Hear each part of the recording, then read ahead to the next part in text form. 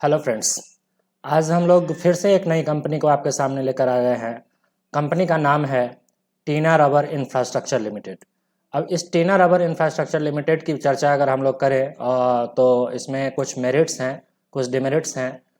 इन सारी चीज़ों की चर्चा करेंगे। इसके बाद हम लोग डिसीजन ले पाएंगे कि लॉन्ग टर्म में हम लोग इस कंपनी के लिए क्या कर सकते हैं, क्या सोच सकते हैं। तो सबसे पहले तो टीना रबर एंड इंफ्रास्ट्रक्चर लिमिटेड की जानकारी हम लोग देख ले कि ये कंपनी करती क्या है।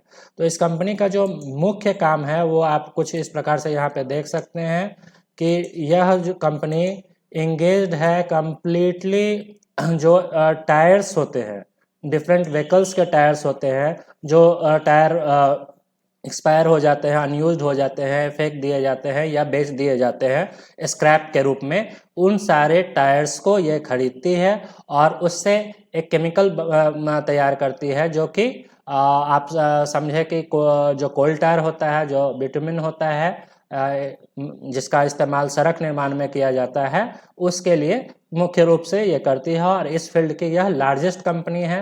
जितने भी स्क्रैप टायर्स हैं उसको यह रिसाइकिल करती है। तो अगर पूरे देश के स्क्रैप टायर्स के रिसाइकिल करके और ये कोल टायर में यूज़ करती है, तो निश्चित रूप से आप यह कह सकते हैं कि इस फील्ड की ये एक मोनोपोली कंपनी है। अब इस कंपनी में की खासियत ये है कि जैसे जैसे देश में इंफ्रास्ट्रक्चर का काम बढ़ेगा, इंफ्रास्ट्रक्चर बूम होगा, रोड कंस्ट्रक्शन का काम में वृद्धि होगी। जैसा कि अगर वर्तमान सरकार में देखें, नितिन गडकरी की योजनाओं को देखें, तो हम पाएंगे कि लगातार सड़क निर्माण का काम पूरे देश में किया जा रहा है। और जहाँ जहाँ सड़क निर्माण की वृद्धि होगी वहाँ वहाँ कोल टायर की आवश्यकता होगी। और कोल टायर की आवश्यकता होगी तो उसमें टीना रबर के सेल में वृद्धि होती हुई दिखेगी। तो इस प्रकार से आप मतलब अगर लॉन्ग टर्म की नहीं बात कर लेकिन साल 2 साल की बात करें या आगामी 2023 आने वाला है, उसमें जो टीना रबर इंफ्रास्ट्रक्चर का स्टेटस रहेगा, इवन जो नया बजटीय सत्र आने वाला है फरवरी में, उस बजट में भी आप देखेंगे कि एक सड़क निर्माण और कंस्ट्रक्शन को लेकर एक लंबी प्लानिंग का ओपिनियन आता हुआ दिख रहा है। तो इस सब का इम्पैक्ट टीना रबर इंफ्रास्ट्रक्चर पर निश्चित रूप से पड़ेगा। तो ये तो आप एक फ्यूचर प्रोस्पेक्ट है जिसको हम लोग इसके काम के आधार पर और इसका जो नेचर ऑफ प्रोडक्शन है उसके आधार पर हम लोग सोच सकते हैं। लेकिन इस सब के पहले हम लोग सबसे पहले किसी भी चीज़ का अगर हम लोग फ्यूचर देखें तो उसके पास्ट को देखना ज़रूरी होता है। उसका पास्ट परफॉर्मेंस क्या रहा है, उसके फंडामेंटल स्टेटस क्या रहे हैं। इन सारी चीज़ों को अगर हम लोग देखेंगे तो हम लोग डिसाइड कर पाएंगे कि कंपनी का पास्ट परफॉर्मेंस कैसा रहा है और पास्ट फंडामेंटल कितना स्ट्रांग है। अगर यह स्ट्रांग है तो निश्चित रूप से कंपनी का चूँकि फील्ड भी मोनोपोली है और सरकार की भी नज़र इस फील्ड पे सबसे ज़्यादा है हमारे देश में, तो यह निश्चित रूप से वृद्धि करती हुई दिखेगी। तो ये जो कंपनी हम लाए हैं वो निश्चित रूप से स्मॉल कैप की कंपनी है। तो स्मॉल की कैप की कंपनी थोड़ी रिस्की ज़रूर होती है, लेकिन आप इससे मल्टी बैगर बनने की अगर चर्चा करते हैं तो निश्चित रूप से स्मॉल कैप के इन्वेस्टमेंट से ही आप जो है एक अच्छा रिटर्न पा सकते हैं। तो सबसे पहले तो अब हम लोग चूँकि स्मॉल कैप की कंपनी है तो जाहिर सा बात है कि इसका मार्केट कैप अगर हम लोग देखें तो बहुत छोटा सा मार्केट कैप है। 383 करोड़ के मार्केट कैप की यह कंपनी है। और जो इसका करंट प्राइस शेयर का चल रहा है वो 448 रुपये का है। हाई लो की बात करें तो 726 के हाईएस्ट पे गया था। तो अगर हाई से अगर 52 वीक के हाई की बात करें तो 726 के हाई तक जाने का पोटेंशियल है इस कंपनी में। तो यह आपको तकरीबन 30-40% के डिस्काउंट पे अभी मिल रहा है। और आगे हम लोग सबसे सुंदर जो इसकी चर्चा करें तो आप ROC देखें 20% से ज़्यादा है। सामान्य तौर पे मेरा जो अपना गणना है वो मैं यह मान के चलता हूँ कि ROC 20% से ज़्यादा, ROE अगर 20% से ज़्यादा है तो निश्चित रूप से इसका फंडामेंटल स्ट्रांग है और इसमें आप हम निवेश के लिए सोच सकते हैं। और उससे भी महत्वपूर्ण चीज़ किसी भी कंपनी का कंपनी डेब्ट फ्री है कि नहीं।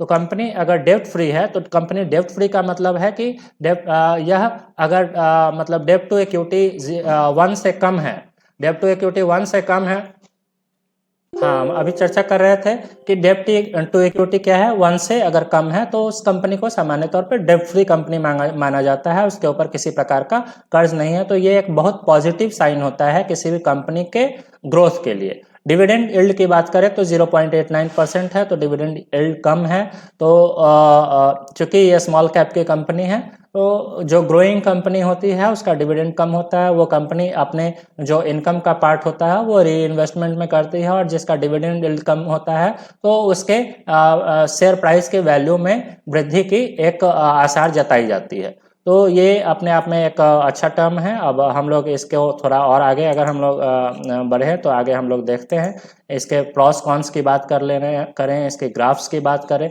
तो आप यहाँ ग्राफ्स में पाएंगे कि ये कंपनी अभी वर्तमान में जो है, यहाँ आप ग्राफ पे नज़र डालेंगे तो ये 50 डीएमए के नीचे चल रही है, 200 डीएमए के आसपास चल रही है। तो इसमें अभी 50 डीएमए के नीचे चल रही है, तो हम लोग एक एक्सपेक्टेशन इसे 30-40% का एक्सपेक्टेशन शॉर्ट टर्म में, मतलब 3-4 महीने, 5 महीने, 6 महीने के टाइम फ्रेम में मान सकते हैं, और ये निश्चित रूप से 30-40% का गेन देने वाला हो सकता है। और आगे अब हम लोग इसके प्रॉस कॉन्स की चर्चा करें तो प्रॉस कॉन्स की चर्चा करेंगे तो कंपनी के प्रॉस में आप देखें कि सबसे पहला जो प्रॉस है वो है company is expected to give good quarter return. Second pros है company has delivered good profit grown 30.7 CAGR over last 5 years. मतलब 30% का CAGR इसका प्रॉफिट ग्रोथ का रहा है। यह अपने आप में बहुत ही बेहतरीन रिजल्ट माना जाता है। अब कॉन्स की बात करें तो कॉन्स आप देखें 4.56 टाइम्स है अपने बुक वैल्यू से। हम लोग 10 टाइम्स और 20 टाइम्स का भी बुक वैल्यू से ज़्यादा का कंपनी देख चुके हैं, तो 4.56 बहुत मायने नहीं रख सकता है। दूसरा है company has low return on equity of 5.84 over last 3 year. तो दूसरा क्या है, इक्विटी पर रिटर्न इसने लास्ट 3 ईयर में थोड़ा कम दिया है। तो इसका एक बड़ा इम्पैक्ट कोविड हो सकता है। कोविड के टाइम में कहीं ना कहीं सारे काम और कंपनी इफेक्टेड थे, तो इस 3 वर्षों का इम्पैक्ट लो रहा है। लेकिन फंडामेंटली आप जो चीज़ें हैं वो सामने रखना मेरे लिए ज़रूरी है। बाकी आप स्वतंत्र हैं खुद से डिसाइड करने के लिए। अब हम लोग इसके पेयर कंपटीटर की अगर बात करें तो पेयर कंपटीटर में कई सारी कंपनी है। अडानी जैसी कंपनी है, रेडिंगटन है, एजिस लॉजिस्टिक है, इस तरह से कई सारी कंपनी यहाँ पे है। तो ये सारी लार्ज कंपनी है। लार्ज कंपनी का ग्रोथ कंपेरेटिवली अगर हम देखें ग्रोथ या लॉस जो दोनों की बात कर सकते हैं। हम जैसे ही शॉर्ट टर्म की बात स्मॉल कैप की बात करते हैं तो स्मॉल कैप कंपेरेटिवली थोड़ा रिस्की निश्चित रूप से होता है, तो इसे सोच समझ के लगाएं। लेकिन आप इस फील्ड में खासकर रबर रिसाइकलिंग के, टायर रिसाइकलिंग के फील्ड में यह एक मोनोपोली कंपनी है, तो इस हिसाब से आप सोच सकते हैं। दूसरा, अगर हम लोग इसके चार्ट्स की बात करें, हम लोग लास्ट अगर चार्ट को देखें तो हम लोग इसके चार्ट पर नज़र डालते हैं तो देखिए किस प्रकार का ग्रोथ यह देता हुआ दिख रहा है। इस ग्रोथ को अभी थोड़ा सा समय लग रहा है, सर्वर थोड़ा शायद स्लो है, तो अभी हम लोग इस ग्राफ को भी एक बार निश्चित रूप से नज़र डालेंगे। आप देखिए 1 डे रिटर्न की ही अगर बात करें तो 1 डे रिटर्न कितना शानदार 9.99% दिखा है। इसके पहले अगर बात करें इसके पीछे, तो इसके पीछे लास्ट वीक की बात करें तो अभी जो चाइना में अभी कोविड का एक बड़ा सा न्यूज़ आया था, तो उस न्यूज़ ने बड़ी बुरी तरह से इस पर इफेक्ट डाला था। आप देखिए कितना ज़बरदस्त 9.9 एक दिन में जैसे ही न्यूज़ का असर ख़त्म हुआ तो 9.9 बढ़ा, और न्यूज़ था तो 9.41 घटा हुआ था। तो निश्चित रूप से एक सस्टेनेबिलिटी है कि एटलीस्ट ये अपने पोजीशन को बनाए रखने वाला है। एक महीने की अगर बात करें तो बहुत माइनर सा लॉस दिख रहा है। एक साल की बात करें तो आप ये देखिए कितना बड़ा ग्रोथ आपके सामने है। 160.55% का ग्रोथ दिया है, मतलब 150 गुना से 150% से ज़्यादा रिजल्ट एक साल में देना, ये अपने आप में बहुत बड़ा बात हो सकता है। और इस तरह का रिजल्ट आपको स्मॉल कैप की ही कंपनी दे सकती है। किसी भी लार्ज कैप की कंपनी में एक साल का रिजल्ट आप इस प्रकार से एक्सपेक्ट नहीं कर सकते हैं।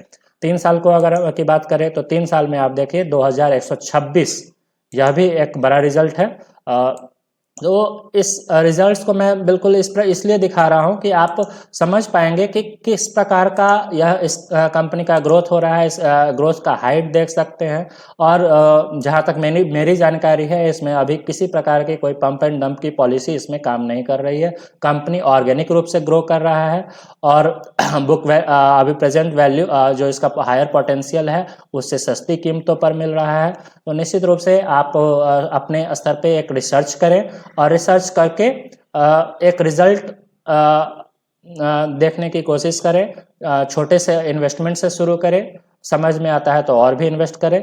और बाकी कमेंट सेक्शन में हमें बताएं कि क्या हो सकता है, क्या नहीं हो सकता है। इसी के साथ मैं अगली कंपनी को लेकर फिर अगले नए वीडियो में लेकर आता रहूँगा। कभी फंडामेंटल, कभी टेक्निकल, कभी कंपनी सिलेक्शन, इस तरह की बातों को लेकर आता रहूँगा। बाकी जानकारी के लिए मैं बस आपसे आग्रह करूँगा कि चैनल को सब्सक्राइब करें, हमें प्रमोट करें और ताकि एक एनर्जी बनी रहे आपके समक्ष कुछ न कुछ नया लेकर आते रहने के लिए। Thank you.